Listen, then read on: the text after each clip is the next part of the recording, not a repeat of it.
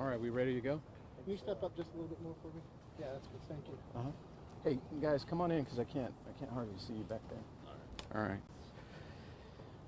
All right. Go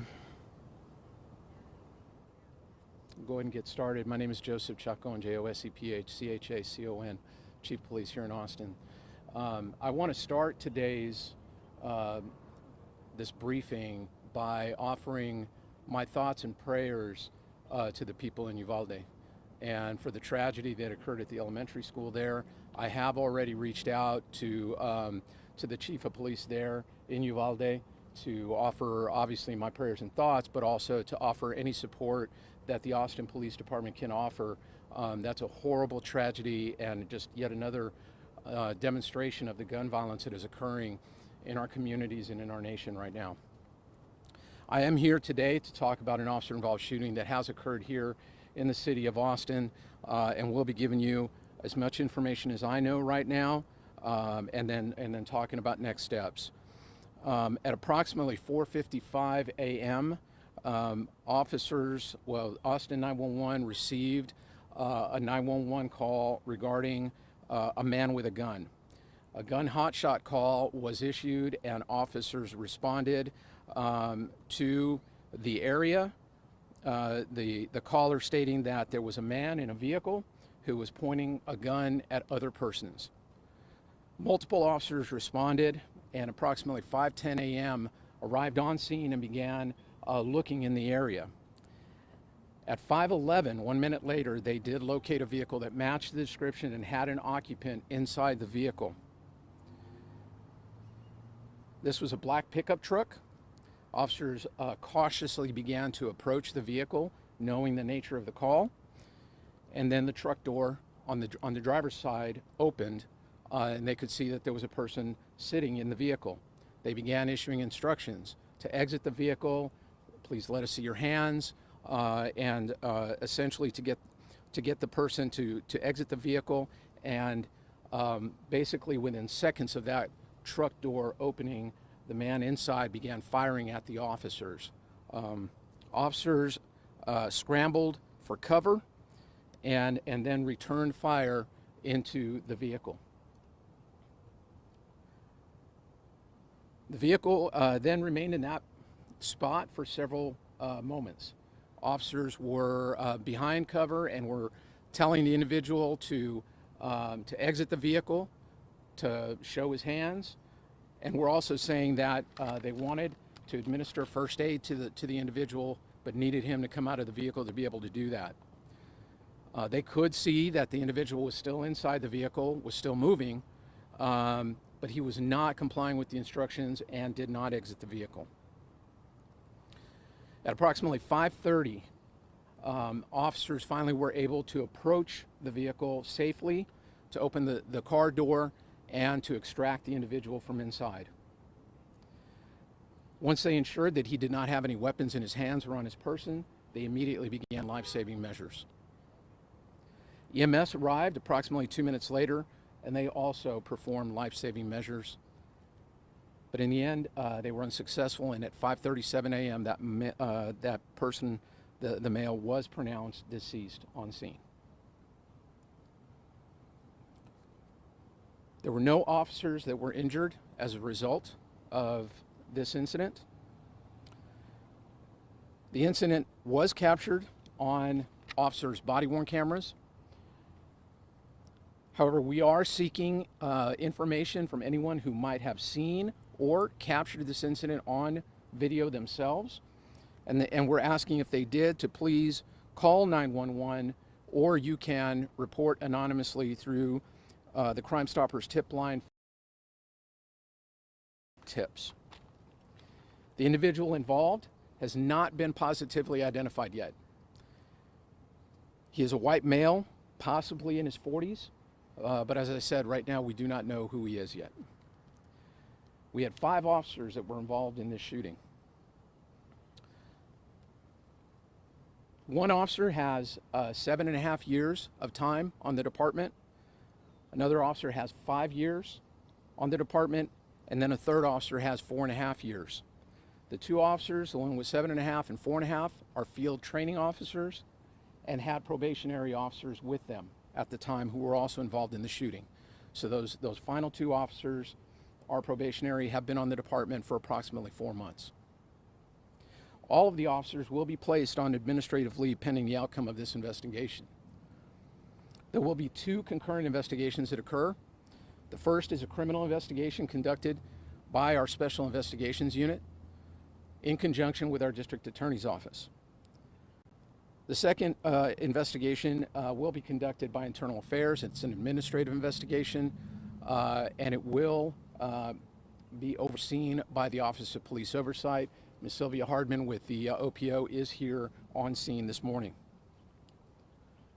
As is our normal practice, we will be releasing video within 10 working days of this incident. So you can anticipate the video being released. Before I open it up for questions, I want to just make a statement. You know, I've been talking since I took over as the Chief of Police about gun violence in our communities. That it is an epidemic, that we've been seeing more and more of it.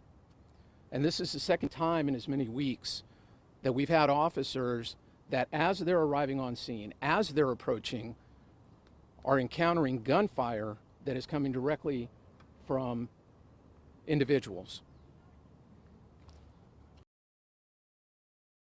You know, first of all, I want to say officers bravely show up every single day, 24 hours a day, 7 days a week, to keep this community safe. And as others are running away from gunfire, they're running towards it.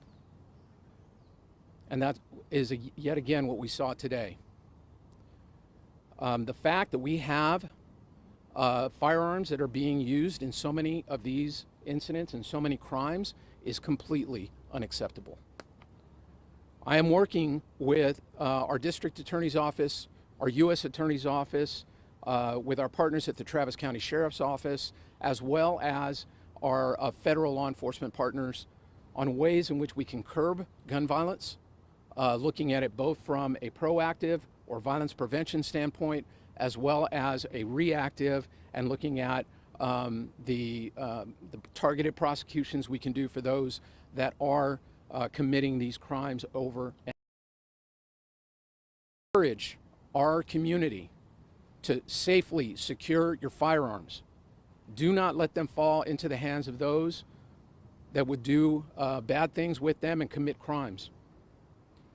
And to please, if you have information about people who may be wanting to commit crimes, that you call 911. We are here to try and prevent those things before they occur. All of the information that I provided today is very preliminary. So obviously it could change based on the investigation. The crime scene is still very active right now. I would encourage folks to just kind of avoid the area as we have it blocked off. And I will take a few questions. I'm not sure how much more information I can provide. I was going to say, the truck on the side, we haven't been able to really see the crime scene. It's off the roadway, kind of. Did it leave the roadway? Did it, come to that position after the exchange of gunfire? Officers encountered that vehicle where you see it when they arrived. Can you say something real quick in Spanish? Sí, este es un incidente que pasó esta mañana. Oficiales estaban respondiendo a una llamada, una persona que tenía un arma de fuego, y cuando llegaron la persona en un vehículo empezó a disparar a los oficiales. Los oficiales disparó a él y esa persona ahora está muerto. Es una investigación que está continuando, y si personas en la comunidad tienen información sobre este crimen, por favor, llame la 911. Some residents that live around here said that they've seen similar incidents. They've heard gunfire around here. Is that something officers in this, precinct district are seeing? Unfortunately, we're seeing that across the city. And, we're seeing that more and more, where we're seeing guns that are being used in these type of crimes.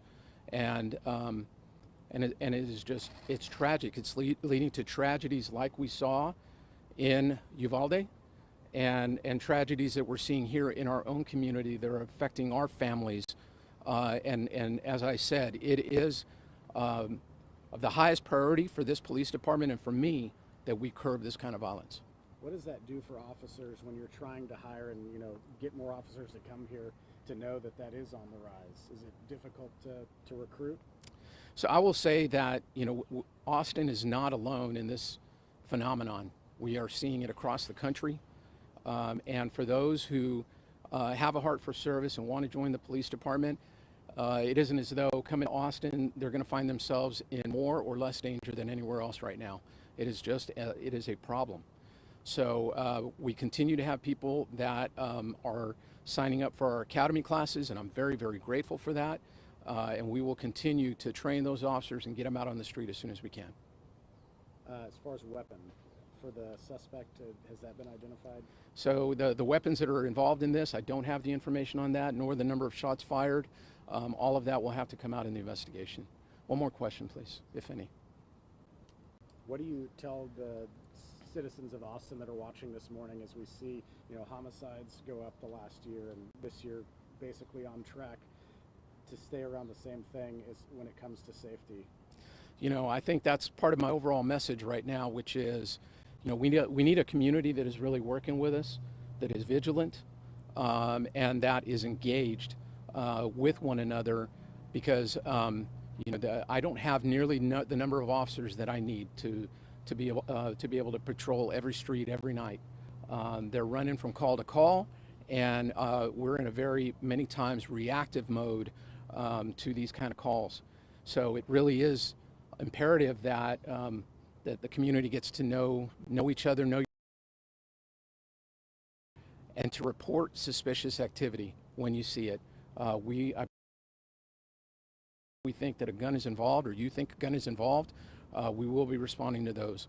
But to really engage with the police department and help us keep this community safe. Just one follow-up to that real quick. Some residents saying, they do make calls like that and it takes time to respond. I know there's a lack of officers, but, what do you tell them who maybe have lost the faith?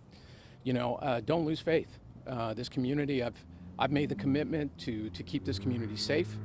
And with the number of officers that we have, I promise you, they are running code, which is lights and siren, all night long to various different calls, trying to get there as quickly as they can, to obviously be patient with us because we are experiencing staffing issues, but we will continue to address those by making sure that we have enough officers out here so that we keep our community safe, and I'm keeping the officers safe. Thank you very much.